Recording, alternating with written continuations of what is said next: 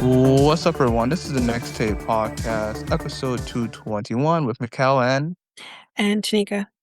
we're conversations on different topics. So, on today's episode, uh, yeah, I'm not sure. Tanika, go ahead. We're gonna be doing a one topic episode. Yeah. So this one is an interesting one. This is a true crime one. No one dies, but this is a true crime one. Mm-hmm.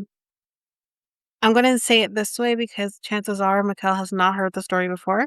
But for any true crime people, you'll know as soon as I say this. Have Mm-hmm. you heard of the Long Island Lolita? No, I haven't heard of the Long Island Lolita. Lolita. Lolita. Yeah, I haven't heard of that story at all. All No. right, yeah. Has there been documentaries Oh, or yes. Oh, yes. a lot of them, or just I one? would say a few. Oh, yeah. Oh This is wow. this is a fairly well-known story. Okay. Um, and yeah. Yeah, this one's insane Uh-huh. on Okay. many, many parts. Okay. So Alright. for my true crime people, you know what we're about to talk about. For anyone else, just buckle up. This is gonna be a ride. Mhm. Okay, so Mary Jo Buttafuoco. We got three players in this story. Here's our first player. Alright. She was born on May 15th, 1955, and she is an American author and she's a motivational speaker. And in 1992, she was shot in the face by Amy Fisher, who was 17 years old at the time and who had been having an affair with her husband. Mhm.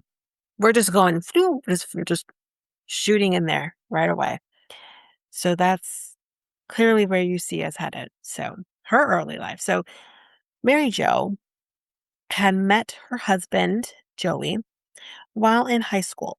After graduation, she worked at a bank near Huntington in Suffolk County in New York. After a 5-year courtship, they married in 1977 and moved to a house in nearby Baldwin in Nassau County. In 1986, after their two children were born, the family moved to a house in Massapequa. The day before the purchase closed on their new house, she learned that Joey, to cover his outstanding cocaine debts, wow, I didn't know that part, Hmm. had signed over the deed on the Baldwin house to his drug dealer. Right. Just fun. Hmm. Interesting. So let's talk a little bit about our second player, and that is Joey Buttafuoco. He was born on Long Island, raised in Massapequa in Nassau County. He Uh-huh. graduated from Massapequa High School in 1974. Huh. That's our second player. Let's move on to our next player, our third player, and our last player here. That is Amy Fisher. She was born in August 1974. Still the year the graduated from high school. Sorry, not sorry. Huh. Um, in Merrick, New York, on Long Island, to Elliot and Roseanne Fisher. Those are her parents. Her father was Jewish, while her mother was raised in an Italian American family. As a child, Fisher was sexually abused by a family member and raped at age 13 by a contractor working in the family's home. Huh. So I'm just gonna, because this is a fact. Yeah. Clearly, she was taken advantage of by a person who can all the way off. Uh-huh. And then usually what happens, unfortunately, for some people who are victim to being sexually assaulted, especially as young teens or children, or even, and well, I'm really at any point, but especially in those formative years, Huh. you tend to over sexualize yourself. So I just want you to hold on to that tidbit as we kind of move through the story Right. to more mm, to more today. Mhm. Mhm. Just want to say that. Mhm. So Fisher then met, at the time, He was 35 years old.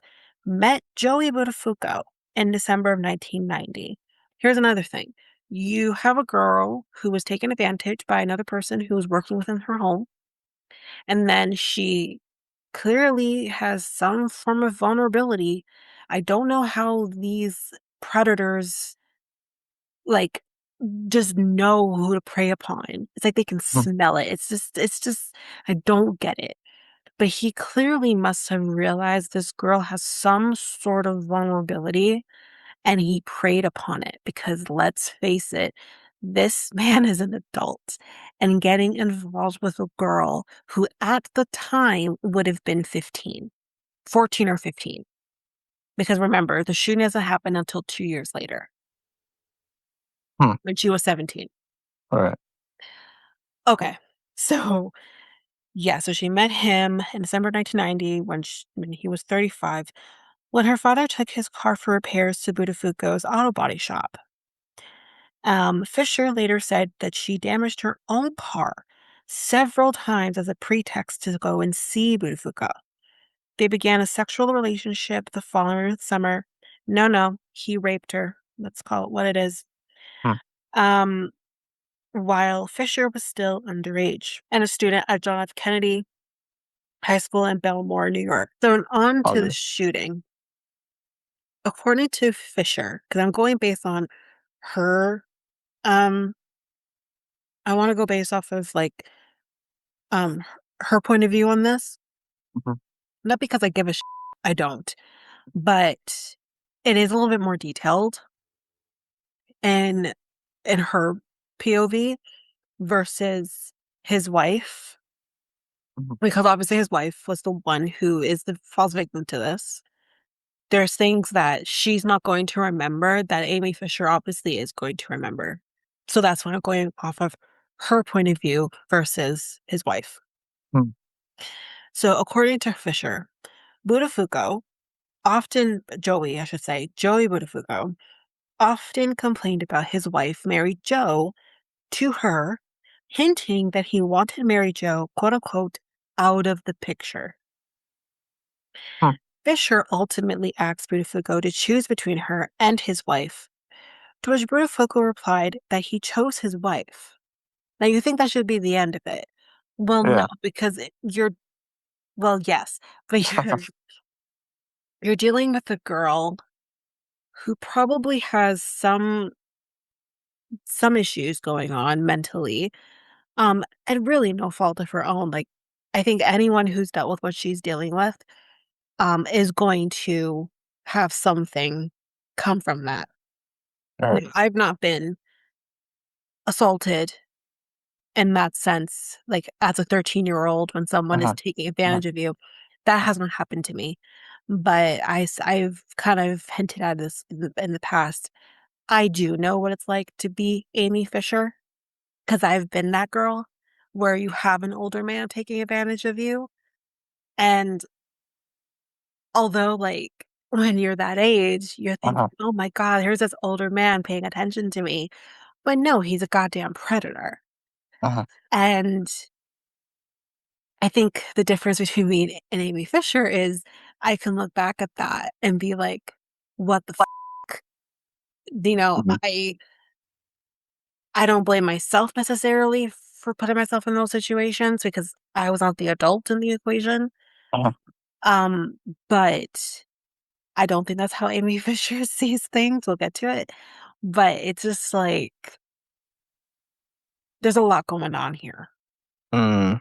And I don't think she's gonna let it go. Even if he did say I choose my wife, which maybe he did say those words, but whether or not he meant it, who the knows, really?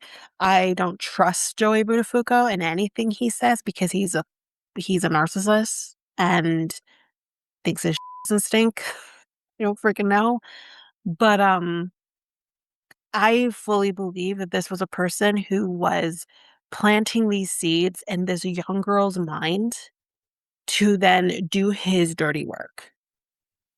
Probably thinking that if she was charged and goes to prison for potentially killing his wife, she'll be out in a few years because she's underage. whereas he wouldn't be. He would go to prison for the rest of his life. This is Hmm. just me adding some more conspiracy to the story. All But right. let's continue.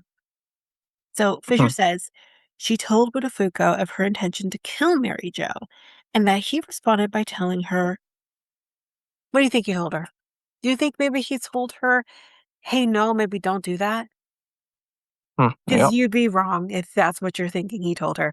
No, no. He actually told her the best ways to do it. Oh, wow. Mm-hmm. Mm-hmm. Huh.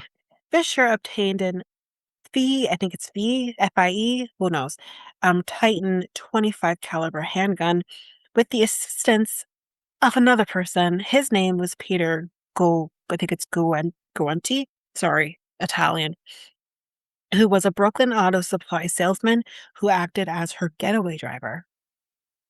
Huh. So we're on the day. On May 19th, 1992, Fisher went to the Budafuoco's house on Long Island. When Mary Jo Budafuoco answered the door, Fisher said her name was Anne Marie and told Budafuoco that her husband was having an affair with her sister, quote unquote, Huh. showing her a t-shirt from Budafuoco's auto body shop as proof. Angered by the accusations, Budafuoco finally told Fisher to leave and turned back to return to the house. Not blaming the victim in this, but just as a word of caution because you can't trust nobody, do not turn your back on a stranger. You don't know what the they're going to do. Huh. You back your way into that door like Homer Simpson backing up into that bush. I'm just saying. Huh. But not to blame her. This is not her fault. But this Right. is why I do the true crime stuff, is what not to do so those people don't go through these things in vain. Anyways, Hmm.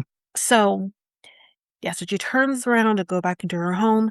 Fisher then pulled out the gun and shot Budafuoco in the right side of her head, severely wounding her, but not killing her.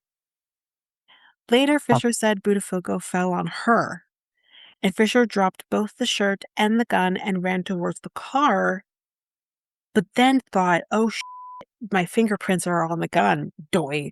So she returned for them, and Grunty, whatever, the getaway driver, he drove off. Neighbors then called 911, and Budafuoco was operated on all night. Although they could not remove the bullet, doctors were able to save her life. Like, the bullet is still in her Hmm. head to this day. Mm. When interviewed by police, Joey Budafuoco told them that Fisher could be the shooter. Uh-huh.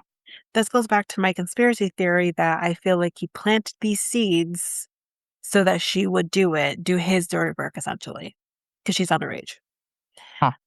When Mary Jo regained consciousness the next day, she recognized Fisher from a photo. Fisher was then arrested and charged with attempted murder. Her bail was set at $2 million, obviously US, which was paid partly as a result of Fisher's family selling the right to publish her life story for $80,000. In September 1992, after accepting a plea bargain, she pled not guilty to aggravated assault, which is absolutely frustrating.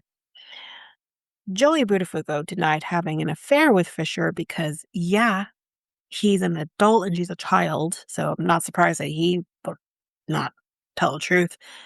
In October 1992, the Nassau County District Attorney stated that Budafuoco would not be prosecuted, Huh. which is also very angering.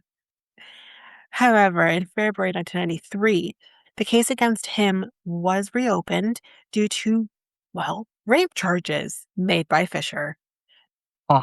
She testified against him in court, and based on this testimony and hotel receipts dated before Fisher's 17th birthday with Budafuoco's signature on them, Budafuoco was then charged with statutory rape. Good.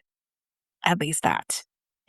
After pleading guilty in October 1993, he served 4 months? Jesus Wow. Christ. That's crazy. That's disgusting. Anyways, Yeah. um, Gigenti, that's again the getaway guy, who sold Fisher the pistol used to shoot Mary Jo Budafuoco and had driven Fisher to and from the shooting, was sentenced to 6 months in jail. Huh. Fisher was sentenced to up to 15 years in prison at the Albion Correctional Facility in New York, ultimately serving 7 years, though. She was granted parole in May 1999 after Nassau County Court Judge Ira Wexner shortened her maximum sentence to 10 years, which made her immediately eligible for parole. Wexner acted after having found that Fisher had been I think this is incorrect, was appropriately misrepresented by her lawyer at the time of her 1992 guilty plea. She remained on parole until 2003. Now, you're probably thinking that's the end of the story. It's not. Buttafuoco and her husband later moved to Southern California. She stayed defensively loyal to her husband for several years. You heard that correctly.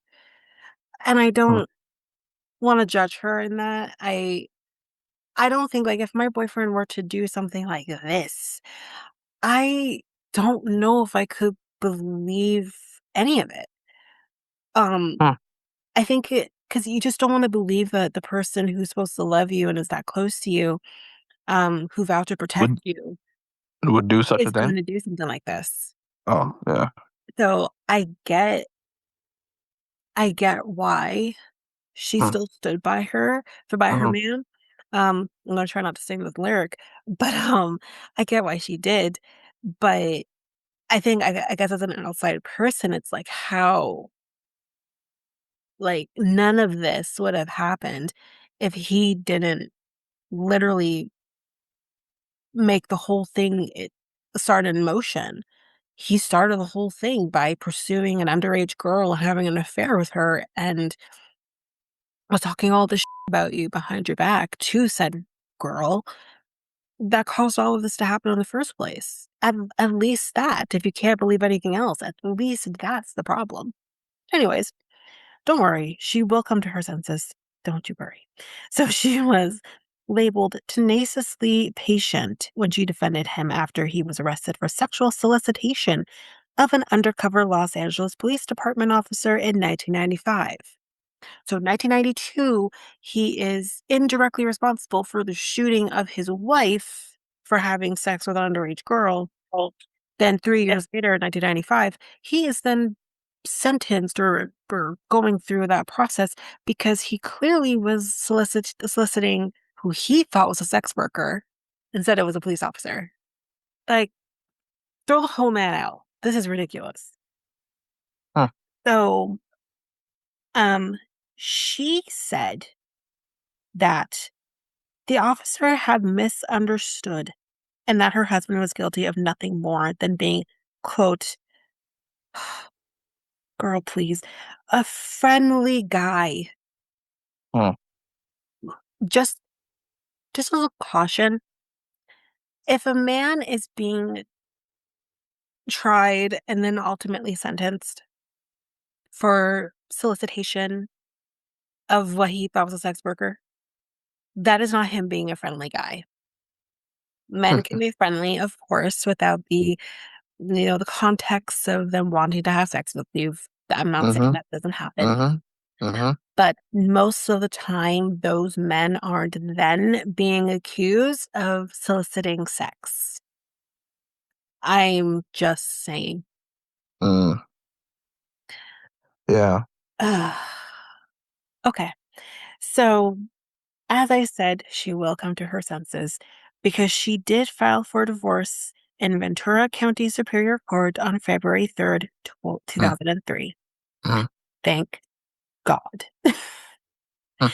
In 2006, Buttafuoco underwent a facial reanimation procedure with facial plastic surgeon Babak, I think it's Azita, I think, involving static facial suspension, facelift, and eye lift procedures. These surgeries restored balance and gave her back her ability to smile. I tell you, I forgot about that little piece that she literally could not smile because of obviously she had nerve damage. Um, and I remember when there was an episode of the story, I think it was 2020, and it was a few years back. And I remember when she said like that surgeon gave her the ability to smile, and I'm just like, something as small as being able to smile, we take for granted. And then when you hear someone who literally had her smile stolen from her Uh-huh. because of a stupid 17-year-old girl who thought this was a good idea to do, um, is I can't imagine what that would feel like to be able to actually get your smile back after not having it for, what, 15 years, I think, at that point, or almost 15 years at that point. But, anyways, so yeah, she got her smile back. Next was surgery to widen her ear canal, which improved her hearing and prevented future infections, because I guess maybe she was getting infections. She also underwent physical therapy to strengthen her facial muscles, which she explained in an appearance on the Oprah Winfrey Show. I remember that episode. Uh, Buttafuoco was pleased with the results, stating, quote, "It's the first time in 25 years that when I smile, I can see the side of my teeth." So that's that Uh-huh. part of it, Yeah. because we still have to finish talking. Um, well, I think there's a little bit more about her too, but Mhm. about Mary Jo, but we still have to talk about Amy Fisher. We're not quite there yet. In Mhm. 2009, Health Communications released Buttafuoco's memoir, that's Mary Jo, by the way, Getting It Through My Thick Skull, Why I Stayed, What I Learned, and What Millions of People Involved with Sociopaths Need to Know. That's the name of her book. She was inspired to write the book after her son referred to her ex-husband, which again is his father, as a sociopath. I think that fits. Yeah, he's definitely sociopathic. It's crazy. Not knowing what the word meant, she looked it up and had a realization which led to her going public with her story. The title of the book comes from a saying her mother often used with her, saying, quote, when are you going to get it through your thick skull? The memoir describes her life, not just focusing on her shooting. She describes how she felt manipulated to stay with a person who was a sociopath. Booklist called the memoir, which was published in July 2009, strangely compelling, and said that readers will want to know, why did she stay with him? Buttafuoco has used her story to raise awareness of facial paralysis.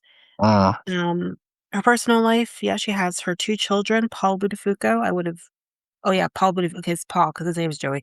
So, yeah, Paul Buttafuoco and Jessica Buttafuoco. In 2012, Buttafuoco married Stu Tenler in Las Vegas. He unfortunately would die of cancer in 2018, so about 6 years after they got married. Um, so let's finish with the Buttafuocos. We're gonna move back on over to Joey and talk huh. about what he was doing after all of this happened. So yes, he was convicted of the crimes he was convicted of since the 1982 shooting incident, and they are, we talked about the first one, which was the solicitation charge, which he pled no contest to, and he was placed on probation for 2 years due to that, and also was, fined as well. In 2004, he was sentenced to a year in jail and 5 years of probation after pleading guilty to auto insurance fraud. As a part of the sentence, he is prohibited from working in the auto body industry in California for the rest of his life. In August 2005, he was charged with illegal possession of ammunition. As a convicted felon, he is legally not permitted to own ammunition. Probation officers found the ammunition during a search of his home. He pled no contest and began serving his sentence on January 8th, 2007. He was released on April 28th, 2007. Now, Amy Fisher. Fisher's story was often sensationalized by the news media, who dubbed her, as I mentioned in the beginning, the Long Island Lolita. Fisher was interviewed by Oprah Winfrey, and her story was featured heavily in the tabloid press and became the subject of several made-for-TV movies and numerous books and magazine articles. Hence, if you remember the beginning, her story was sold to Hollywood for $80,000. There you Uh-huh. go. In Uh, September 1992, the tabloid television show Hard Copy broadcast a videotaped conversation between Fisher and Paul Makeley, who was the owner of a gym in Massapequa. In the tape, recorded hours before she agreed to plea bargain, Fisher could be seen talking about her future, saying that she wanted to marry Mackley so he could visit her in prison. Fisher explained that her lawyer believed requiring people to be married for such visits was unconstitutional and that she intended to challenge the law on this matter. Fisher could be seen on the tape saying, "I want my name in the press. Why? Because I can make a lot of money. I figured if I'm going through all this pain and suffering, I'm getting a Ferrari." Pain and suffering? What's your pain and suffering? You Huh. shot a woman in the face who had to live with that for the rest of her life, but you're going through pain and suffering. Okay. Um, According to screenwriter Alan Ball, Fisher's story was an inspiration to him in writing the script for the 1999 film American Beauty. Michael, did you ever watch American Beauty? Um, hmm. No, I have never watched American Beauty. Okay, I No, hate that not movie, by really. the way. Worst movie in my honest opinion. Um, Hmm. but it's essentially about a man who, I guess, in a sense, like falls in love or falls in lust with, I believe it was his daughter's friend, Huh. who is underage. Now, it's been a long time since I watched that movie. I was quite young, um, and I never watched it again because I hated it so much. But Huh. I I don't know if he actually did have sex with her or if he like dreamt he had sex with her. Right. But then I think was he the one that shot himself? Someone shoots himself in the head. I cannot Hmm. remember if it's him or if it was her, but Hmm. one of them I recall shooting themselves in the head in the shower. It was the weirdest movie. It stars Kevin Spacey Hmm. as the dad. And yeah, I hate that movie. Anyways, Hmm. but when I saw that, I'm like, makes sense. It's kind of I get it. I get where the inspiration came from. After her release from prison, Fisher became a columnist for the Long Island Press. Her biography, If I Knew Then, written by Robbie Wolvier, was published in 2004 and became a New York Times bestseller. In 2003, Fisher married. She had three children before divorcing in 2015. In 2006, Fisher reunited with Mary Jo Buttafuoco and so her victim. Okay. Here's the shooter and the victim. I'm sure she doesn't refer to herself as victim. I'm just trying to say coming together, like what was it, 14 years later? Hmm. Interesting. Hmm. But anyways, they came together for a televised session of Entertainment Tonight, and its spinoff, The Insider. Fisher said she wanted to heal and move on with her life. However, that's going to be short lived because 2 years later, she says she felt no sympathy for Mary Jo, Hmm. without giving an explanation as to why she felt that way. Fisher and Joey Buttafuoco eventually reunited for the first time at the 2006 Lingerie Bowl for the coin toss. Now, I don't Hmm. have any issues with lingerie in generally, and I don't have an issue with there being a lingerie bowl, although that's new, but it's what's coming next. In June and July 2011, Fisher appeared as a cast member in the fifth season of the reality television series Celebrity Rehab with Dr. Drew, which aired on VH1. Now, I don't remember if I saw her, but I definitely watched that show. Um, in October 2007, Red Light District Video published a press release stating that it intended to release a sex tape of the couple that Fisher's husband had sold the company. So this is between Amy Fisher and her, I guess, would soon be ex-husband. He's trying to sell a sex tape. I feel like he thought, I don't know if the Kim Kardashian sex tape happened at this point, but I wonder if he thought, hey, it worked for them and she blew up and she became famous. Maybe I can do the same thing. I don't know. But the difference with Kim Kardashian and Amy Fisher is Kim didn't kill anybody. She was just having a good time. That's it. Anyways, um, so a teaser clip was released under the title Amy Fisher Caught on Tape. Fisher sued Red Light District and its owner, David Joseph, claiming copyright infringement and other damages. In early January 2008, Fisher announced that she had settled with Red Light and agreed to make a related promotional appearance. The same announcement indicated that she and her husband had reconciled. The promotional appearance took place at Retalks in New York City on January 4th, 2008. Clips of the video were played on The Howard Stern Show. Gross. On March 6, 2008, Fisher was a guest on The Stern Show, and one topic of discussion was meant to be her video. However, after the first phone call, which was from Mary Jo Buttafuoco's daughter, Jessica, Fisher left the show 6 minutes into her interview because she can't handle the heat. On January 12th, 2009, Fisher released a pay-per-view adult film called Amy Fisher, Totally Nude and Exposed.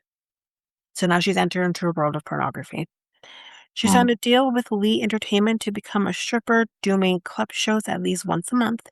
Fisher said she planned to strip until her fans told her, "Dear, please stop. See, please put your clothes back on. You're too old." Which, I mean, I don't have any issues generally with sex work. Um, but I Mhm. guess, and I don't have any issues with just stripping, like whatever. But I Mhm. think, like, when it comes to her and what led her to be a person in the limelight at all, it all just feels kind of gross, I guess. Right.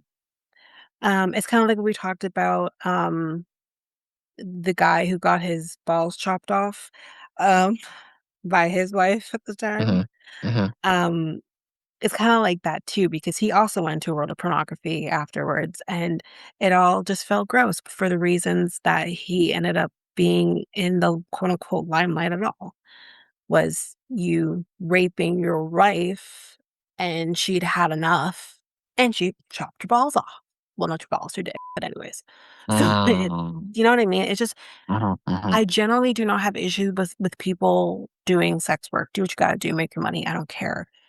But when it like, you're here because of a crime you committed surrounding your sexuality, it just feels really gross Mhm.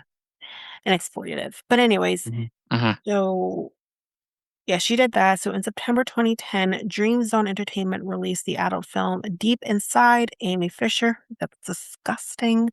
Mhm. Calling it the first of 8 such films Fisher would produce and in which she would star. The company had announced the movie in July 2010 under the working title The Making of Amy Fisher, Porn Star. In Mhm. June 2011, Fisher said she was no longer making adult films. And that is the end of that story. Um, Huh. yeah, again, it just gives me the air of that guy. It also Mhm. gives me the air for those people who watch Teen Mom. It gives me the air of Farrah, from Teen Mom, who did a very she didn't she didn't commit any crimes as far as we know, but she also kind of, like, had a little bit of this limelight and then entered into sex work. And I don't know if she did a few, but I don't know if she still does do adult films, Farrah, um, Abrams, for those people who know her.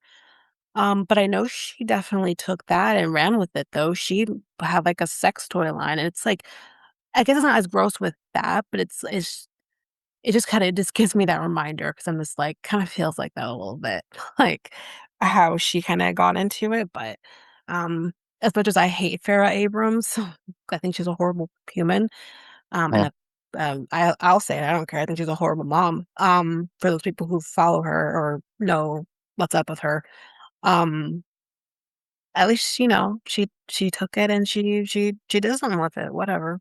Mhm. But this is disgusting. But anyways, that's it. Okay. All right. Thank you, Tanika, uh, for this true crime episode. Um, yeah, that's all I have to say. Um, yeah. Yeah, yeah. Yeah. We'll be back, um, next week with Mhm. another one. Okay. All right. Peace, guys. Bye. If you liked what you heard with our podcast, you can head on over to our website, which is solo.to/next take podcast. There you can get any of the links to any of our social media, which is Facebook, Instagram at Next Take Podcast, and Twitter, TikTok, and Blue Sky at Next Take Pod. You can also find links to our Reddit page and many other things, I'm sure. Can't remember all the top of my head. You can also email us at mikeltanyka@gmail.com. There you can send us any inquiries that you have, any questions, or also any episode ideas. And if you do have episode ideas, just make sure you put in the subject line episode ideas, and we'll add it to our list. If you also liked us, you can like us, rate us, follow us on any of your favorite podcast apps. You can rate us, however, on Spotify and Apple Podcast. We would greatly appreciate that. And we'll also move forward and share or spot a light on those who give us 5-star ratings in the future. That is it for us. We'll see you next time for the episode.